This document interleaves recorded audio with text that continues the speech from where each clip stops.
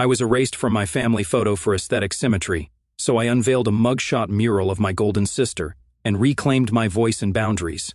I'm a 29-year-old woman living in a mid-sized East Coast city. I work from home as a freelance graphic designer and split a small 2-bedroom bungalow with my boyfriend, Leo, who I've been with for 5 years. We don't have kids, just a lazy tabby cat who thinks he owns the place.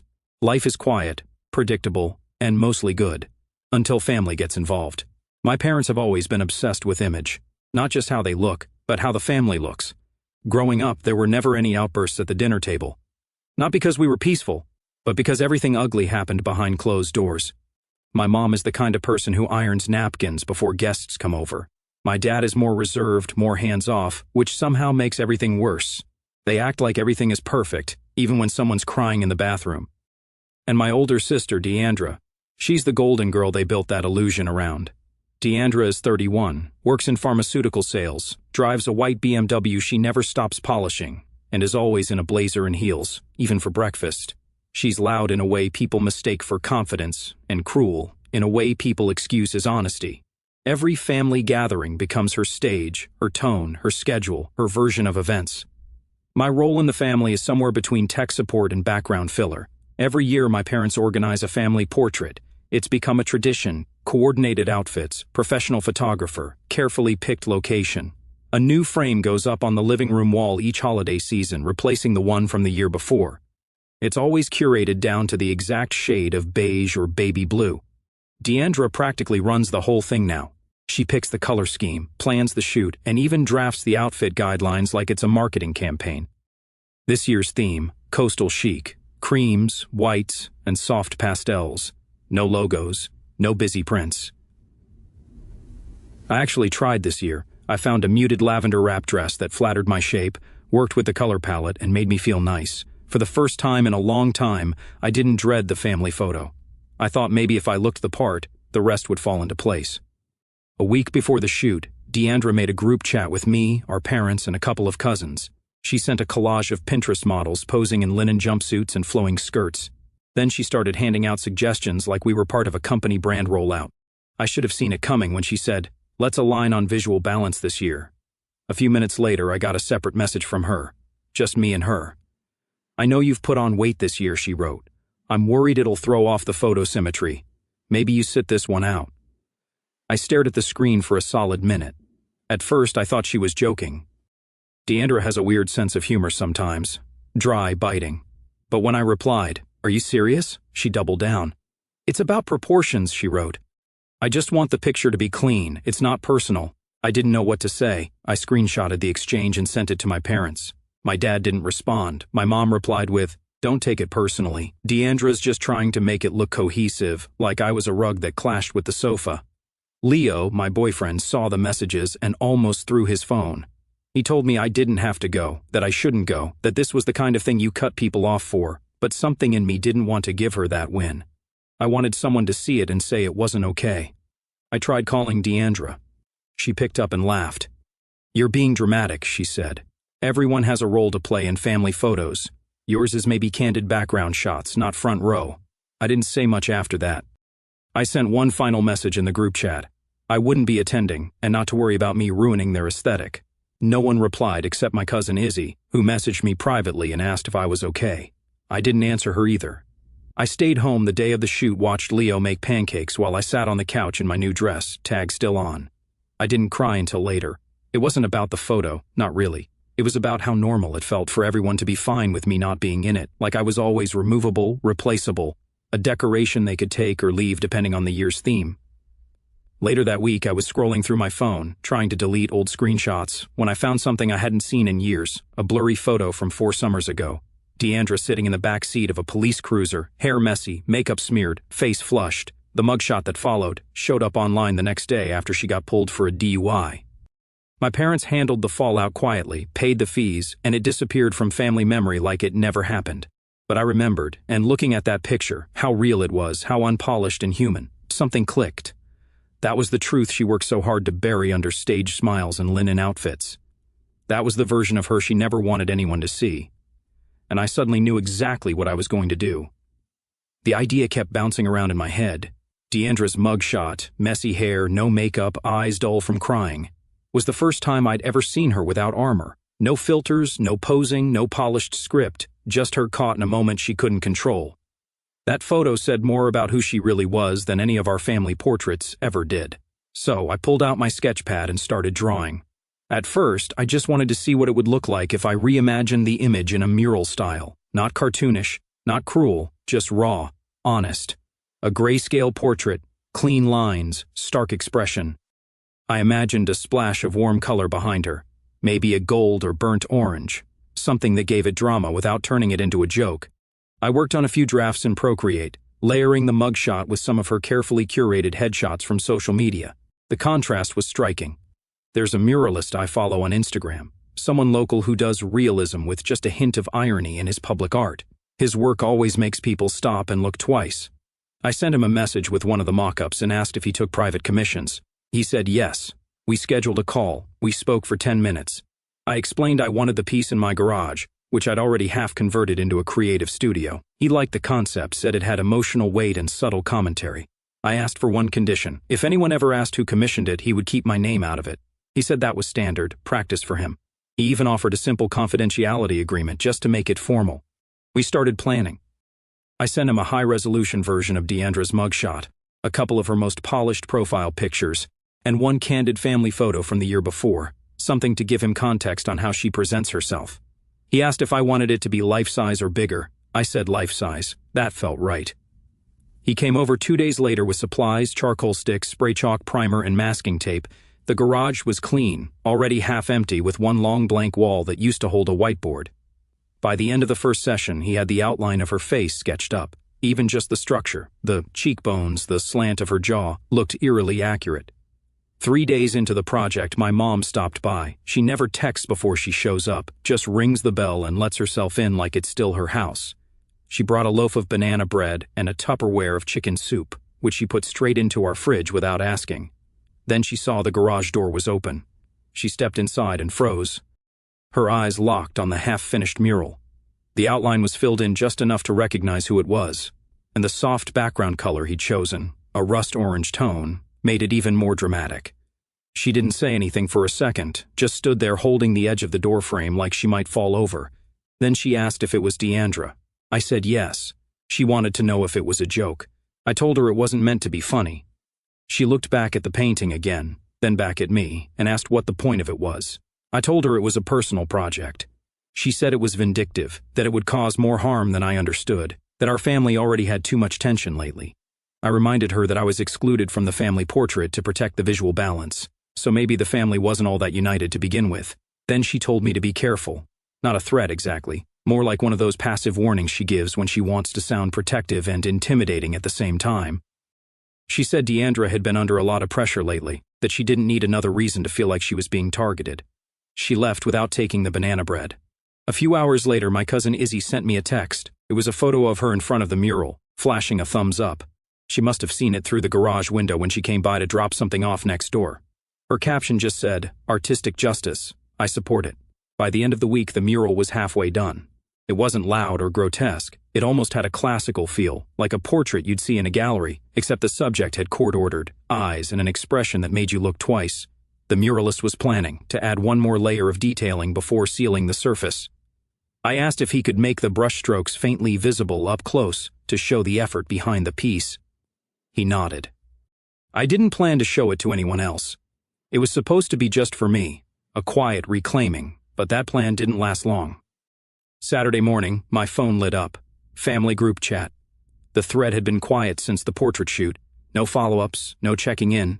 But now, at the top of the screen, was a new message from Deandra. It read, "Can someone explain why there's a painting of my mugshot on the internet?" Apparently, someone had taken a photo of the mural and posted it online. I found out later that it was my mom who took the photo during her surprise visit and quietly shared it with a few people. From there, it somehow made its way onto a local forum. It wasn't viral, but it had made it to a few local art forums. The caption was vague, bold piece in an East Coast garage, but it didn't need much context. Her face was instantly recognizable. The group chat exploded after that. I didn't answer. I turned off notifications, closed the door to the garage, and kept working. Deandra didn't find the mural through social media first. She found it through our mother. Apparently, after my mom's unexpected drop into my garage, she printed out a photo of the mural and stuck it to the fridge at their house. She even wrote a caption on it, her version of being artsy, in fine-tip pen across the bottom corner, truth and pigment. I guess it was supposed to be thoughtful, poetic, but that's not how Deandra saw it. She stopped by for dinner and saw it hanging there while pouring herself a glass of sparkling water. She asked what it was, and my mother, in her usual vague way, told her it was from my latest project. It only took Deandra a second to realize it was her own face taken from a mugshot photo she thought was long buried. She didn't ask questions. She grabbed her phone and walked outside. My phone started ringing before she was even out of the driveway, call after call. Then the texts started pouring in, some short, some paragraph-length rants. She left voicemails too. I didn't open any of them until much later. When I finally played them back, it was everything I expected. You are sick. You're obsessed with me. This is why you'll always be alone. I let them pile up. I didn't answer. I didn't reply. I didn't block her, but I also didn't give her anything back. Silence, for once, was mine to hold. That same night, my dad called me. He hasn't called me directly in over 6 months, even when Deandra told me to stay out of the family portrait. He didn't say anything. But now, with her reputation feeling bruised, he decided to speak up. He told me I was humiliating the family. I asked him why it wasn't humiliating when Deandra drove drunk and got arrested, or when she told me to sit out of the portrait because my body didn't match the symmetry. He didn't have much to say after that. Instead of arguing more in private, I dropped the screenshots into the family group chat, the ones where she said I'd throw off the photo symmetry, the one where she told me to sit it out. Then I closed the app and waited. No one responded for hours. Then a little notification popped up. Izzy liked the messages. Later, Izzy told me she went to brunch with a couple of our cousins that weekend. She brought up the mural, the messages, and how everything had gone down. They didn't say much, but apparently one gave a quiet nod, and another said, "She's not wrong." No one wanted to go against Deandra directly, but not everyone was behind her either. Over the next few weeks, the mural slowly started making quiet rounds online, first on a neighborhood art forum, then picked up by a local lifestyle blog that had featured the muralist's work before. They liked the composition, the emotional realism, and asked if he could put them in touch with the commissioner for an interview. He checked with me. I said no, this wasn't about a spotlight. Around the same time, my mom called again. She didn't yell. She didn't scold. Her voice was softer this time, a tone she usually saves for funerals and family illness. She told me I didn't realize how hurtful this had been for Deandra, for her, for everyone. I told her she didn't realize how hurtful it was to be erased from a family picture, like I didn't matter. That shut the call down pretty quickly. Leo, my boyfriend, said the mural wasn't really about revenge anymore. It was about voice. After years of being quiet in the background, I'd finally done something that people couldn't ignore, and they hated that it came from me. A few days later, Deandra messaged the muralist directly. She offered him money to paint over it, twice what I'd paid for the commission. He declined. The agreement was clear, signed and dated. He wasn't interested in deleting someone else's voice for cash. He even posted a story on his page that said, "We don't erase truth just because someone finds it uncomfortable." After that, things snowballed. A few other local artists started sharing the mural as part of a Raw Truth series. One added a self-portrait to the alley behind a coffee shop, featuring their own teenage mugshot. Another painted a visual timeline of their family's immigration story, complete with deportation notices and eviction letters. None of it was loud or political, just honest. I finally replied to Deandra. One message, no punctuation. "The mural didn't ruin your image, your behavior did." I didn't hear back, but 2 days later, I got a text from my mother. There's a family dinner next weekend at their house. I was invited. Not a birthday, not a holiday, just a let's all sit down and talk kind of invite. No subject line, no details, just the date and time. The last time they invited me to anything, it was for the family portrait I never got to be in. Leo read the message and said it sounded like a setup. He's not wrong. I told him I'd think about it. I already knew I was going, but this time I wouldn't be walking in empty-handed. I showed up to the dinner by myself. Leo offered to come, but I told him not this time. He just looked at me and said, "Then own the room." I wore a plain black dress, no makeup, no statement earrings, nothing curated, just me. I parked down the block and walked in like it was any other Sunday dinner, even though I knew it wasn't. The moment I stepped through the door, everything slowed. My father was already at the bar cart, swirling scotch like it was part of his personality. My mother was folding cloth napkins with tight, stiff creases, even though dinner had clearly already been plated. Deandra was standing at the head of the table in a white blazer, hair pinned, nails done, like she was hosting a panel discussion. No one said hello. No one smiled. She gestured toward the chair across from hers, already pulled out. I sat without speaking. Deandra began. She called it a family healing session. She said the past few weeks had gotten out of hand and she wanted to clear the air. Then she used words like optics and miscommunication and emotional calibration.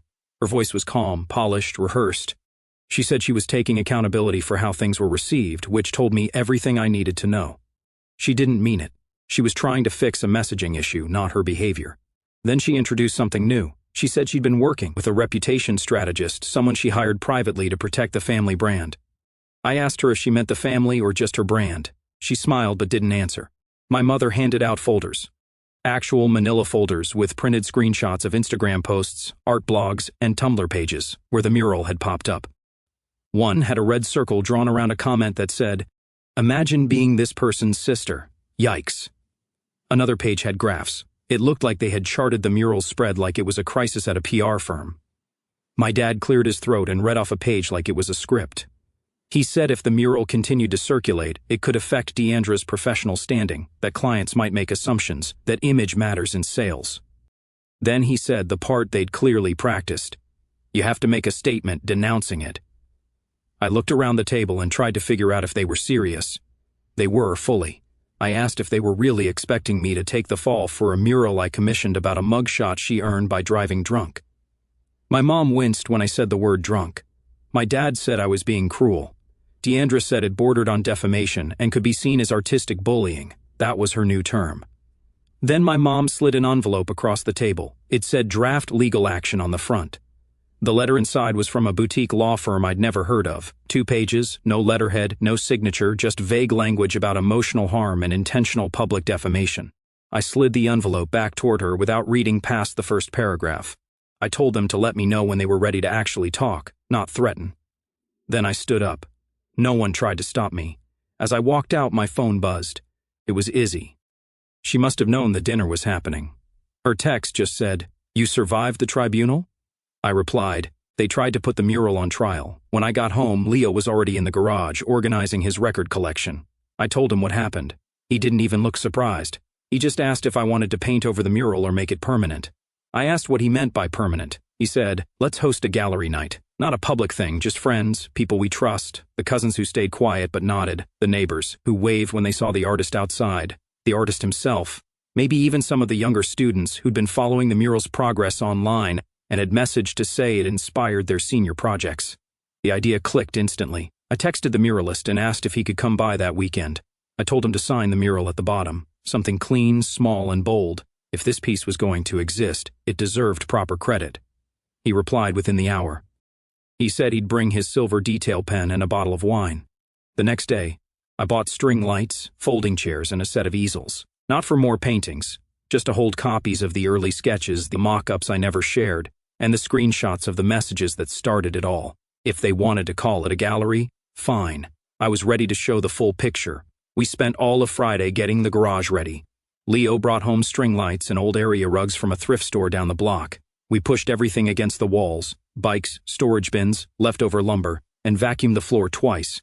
The mural stood at the back wall like a statement piece. We didn't cover it. We didn't frame it. We just lit it up and let it speak for itself. We set up a folding table near the entrance with drinks, snacks, and a stack of mismatched glasses. I printed some of the early sketch mock-ups and clipped them to easels. Next to them, we laid out a notebook with a handwritten note on the first page. Leave a reflection if it moves you. Doesn't matter how big or small. We didn't invite the whole world. Just 15 people, some friends from college, 2 coworkers, a few cousins, including Izzy and the muralist. No one from my immediate family. No second chances or olive branches. This wasn't a performance or a peace offering. It was a show of record. People started arriving around 7 o'clock. Most brought something: wine, cookies, a candle. Some brought nothing but curiosity. No one asked questions when they walked in. They just looked at the mural. A few whispered. One of my coworkers leaned in close and muttered, "That's raw power." The muralist gave a short talk in the corner of the room, nothing dramatic. He said the piece wasn't meant to shame anyone. It was a commentary on image control versus accidental honesty, how we don't get to pick the pictures that define us. He never once said Deandra's name. No one needed him to. Midway through the night, a woman I barely knew walked in. Nadia, someone I recognized from one of Deandra's tagged brunch photos, always tagged in girls' trips and champagne brunches. She walked in holding a kombucha can and said she was just in the neighborhood. She glanced around the room, arms crossed, then straight at me. She asked if I really thought making this mural public was the mature thing to do. I told her it was more honest than excluding someone from a family photo over their size. She didn't argue, just gave a tight nod and walked out quietly 10 minutes later without signing the guest book. The reflections people left surprised me. Some were emotional, some poetic, a few were simple. One wrote, "Sometimes family portraits lie. This one doesn't." Another wrote, "The truth isn't cruel, it's just unflinching." One person drew a cartoon in the margin, someone holding a mirror with cracks running through it. The following Monday, a local art zine reached out again. They'd seen photos from the gallery night and asked to do a new feature. Not about the scandal, but about the way personal truth was reshaping modern street art. I said yes on one condition: the focus stayed on the mural and the meaning, not my family or Deandra's job. A few days after that, the same zine received an anonymous submission titled, "What Happens When Family Turns on You for Likes?" It was a melodramatic rebuttal filled with vague accusations and quotes that didn't come from anywhere real. They ran both pieces side by side. Their editor said readers could decide what story held more weight. The mural's side won, at least in the comments. Someone wrote, "Being honest isn't being disloyal." Another said, "Silencing people isn't kindness, it's control." There was no need to argue. The story spoke for itself. That same morning, my mother called. Her voice was thick, like she'd been crying for hours. She said I was being cruel, that this wasn't how she raised me. I told her she also didn't raise Deandra to be kind, and yet, here we were. She hung up. Later that night, my dad called. He never talks long, never talks first, but this time, he did. He said maybe they overestimated Deandra's ability to control how people saw her, that maybe, just maybe, they handled things wrong. It wasn't an apology, but it was the first crack in the wall. Then the real fallout started. Deandra's name had been mentioned in a few discussion threads online. No full name, but enough people recognized her from company photos and tagged her employer.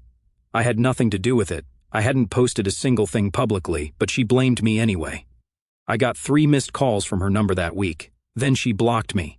The muralist messaged me a photo someone had sent him, just a small tattoo of one of the mural's line sketches on their forearm. It wasn't an exact replica, more like a tribute. The caption read, "Truth is a better mirror than pride." He'd posted it to his page with the same caption. It was surreal. We hadn't expected the mural to outgrow the garage, but apparently it had. The following weekend, I stood in the garage again, looking at the mural alone. I cleared off the small desk I kept in the corner and leaned a new canvas against the wall, blank, unmarked, waiting. I wasn't finished. Not yet. Deandra's spiral didn't stop at the zine feature. Word about the mural kept moving quietly through corporate spaces, too. Her company's PR team reached out to her after a client flagged the art piece on a niche industry blog. She tried to claim it was a malicious AI rendering that someone had faked to look like her. That defense didn't last 2 days. The internal damage control started immediately. She was pulled from 2 major pharmaceutical accounts without fanfare. No official statement, just her name off the campaign rosters, and her email signature changed. The company released a vague update about adjusting representation roles due to scheduling conflicts, but people in her office noticed. One junior rep forwarded me a screenshot of Deandra's internal memo where she wrote about life learning, moments, and emerging stronger from adversity. But there was no mention of the DUI, not even a hint of regret. In our family group chat, no one said a word for almost a week. Then, out of nowhere, my dad dropped a one-liner, "Can we all move on already?" That opened the door. Deandra replied with a block of text about ongoing attacks and how I was obsessed with damaging her image. I didn't respond. Izzy liked my silence by not responding either. A few hours later, I got a voice note from another cousin, Maya. We were never that close growing up, but she said she'd been following everything. In the recording, she told me Deandra used to call her jelly thighs back in high school and mocked her in front of classmates until she dropped out of gymnastics altogether. She'd never told anyone until now. She just wanted me to know the mural made her feel seen. After that, Leo and I decided to seal the mural properly. We built a frame, nothing fancy, just smooth light wood, and mounted it around the wall with secure brackets. Leo added soft uplighting from the floor, and the entire thing shifted from protest to exhibit. Friends who came by said it looked like it belonged in a modern art museum. A few people asked if I'd ever sell prints. One was a gallery intern, another was a small press owner who said it would absolutely sell out. I said no, this was never for profit. It was about making something that couldn't be controlled, edited, or filtered. It had to stay singular. Meanwhile, Deandra tried a sudden image shift. She dyed her hair from blonde to a deep brunette, deleted most of her Instagram posts, and started a new profile branding herself as a minimalist lifestyle coach. Neutral-toned clothing, herbal tea reels, and captions about starting over with grace. Comments were turned off. A week into her rebrand, someone I hadn't spoken to since college messaged me. She was an old family friend who used to work with my mom on charity boards. She told me, "You did what no one else could. You stopped the curated madness." She wasn't talking about just Deandra. Even my younger brother Marcus, who never chimed in about any of it, made a quiet move. He skipped Deandra's New Era brunch, some launch party she hosted with her strategist in a hotel lounge. That silence spoke louder than anything he could have written in the chat. Not long after, my mom tried a new angle. She suggested a sister retreat weekend, a spa getaway, just the three of us. No phones, no drama, just rebuilding trust. I told her I was busy. She offered alternative dates. I didn't respond. That night, Leo and I sat in the garage with the lights dimmed low. He looked at the mural and said, "You didn't just stand up to Deandra. You created something that speaks for every version of you who stayed quiet before." He wasn't wrong. 2 mornings later, I found gray paint dripping down the mural. Someone had broken into the garage. Not forced entry, just used the unlocked side door we'd forgotten to check, and tried to spray over it. They'd gotten as far as the chin before either giving up or getting spooked. The paint didn't even stick properly. It looked like someone tried to silence the screen halfway through. I sent a photo to the muralist. He came by the same day. He didn't just fix it, he expanded it. Behind Deandra's face, he added a new layer, a shattered mirror in faint silver and steel blue hues. The cracks framed her expression, slicing through the background like a spider web. He painted a new title underneath in bold black strokes. "This is what image control looks like." We didn't announce it. No relaunch, no second gallery night. But within a week, it had already made its way to 3 new blogs and a college campus magazine. No hashtags, no tags, just a wall, a face, a truth that refused to disappear. About a month after the mural was vandalized and restored, a thick envelope showed up in my mailbox. No return address, just my name printed in raised silver lettering. Inside was a glossy invitation that looked more like a wedding announcement than a casual gathering. It read, "You are cordially invited to Deandra's personal growth networking mixer." Below that, in clean serif font, a gathering on image, renewal, and influence. I flipped it over. At the bottom was a list of highlighted voices for the evening. My name was there, not as a guest, but as a panel speaker. I dropped the envelope and burst out laughing. Leo came out of the kitchen holding a mug and just stared at me. I held the card up and pointed. He squinted, then said, "Wait, she listed you as a speaker?" I nodded. "Are you actually considering going?" I didn't answer right away. I wasn't going to speak, but I was going. I needed to see what version of the story she was selling now and who was buying into it. The event was held at a rooftop gallery downtown. Valet parking, a red carpet banner with her new logo, and a photographer taking staged candid shots at the entrance. The room was filled with polished people holding name tags, influencer coaches, brand managers, wellness bloggers, and a few people I vaguely recognized from her pharmaceutical world. The walls had blown-up quotes in serif fonts, stuff like "pain is a portal and control your story before someone else does." One corner of the room had a screen looping a slideshow labeled "Before and After, My Journey," and right in the middle of it, blurred slightly but unmistakable, was the mural, my mural, cropped, pixelated, captioned. The moment that sparked my evolution. I stood there long enough that someone offered me wine. I took it. The presentation began 15 minutes later. Deandra took the stage in a silky neutral jumpsuit and a lapel mic. She spoke confidently about image, growth, and turning moments of perceived betrayal into reflections of strength. Then she said, "The mural was an artistic confrontation with my past mistakes, commissioned by a loving sister who wanted better for me. That was it." She had folded the entire thing into her origin story. When the Q&A began, I raised my hand. A host walked over and handed me a mic. I stood up and said, "Hi, I'm the sister. I actually commissioned that mural because you told me I was too fat to be in a family photo." The room went silent. No background music, no coughs, just a sharp inhale or two. Deandra's smile twitched. She opened her mouth, but I kept going. "I didn't paint that because I loved you. I painted it because no one else in our family was willing to hold you accountable. I never gave you permission to use my work in your PR campaign. There were people staring, now, some wide-eyed, some awkwardly sipping their drinks. Deandra tried to respond. She said something about art being subjective and how reframing pain is part of the healing journey. I replied, "Healing starts with honesty, not branding." Then I handed the mic back to the host and sat down. The event ended earlier than scheduled. I left without speaking to anyone else, but a few people nodded at me as I passed by, small, quick gestures. One woman even touched her chest and mouthed, "Thank you."